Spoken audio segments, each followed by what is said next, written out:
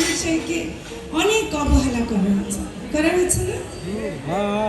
এটা আপনারা সাধারণ মানুষ, আপনারা তার ভক্ত বলে তারা লালন সাহেবের ধামে প্রতি বছর আসেন, নিজেরাই কষ্ট করেন, নিজেরাই আসেন, গান শোনেন, আবার চলে যান। কিন্তু এটা রাষ্ট্রীয় স্বীকৃতি ওরকম ছিল না।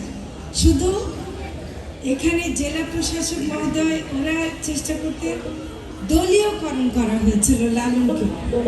আমরা লালনকে কোনো দলের হতে দেব না। লালন মানুষের, লালন একমাত্র সাধারণ মানুষের। তো কাজে কোনো দল তারা সরকার চালাতে আসতে পারবে, কিন্তু লালনকে দখল করতে পারবে।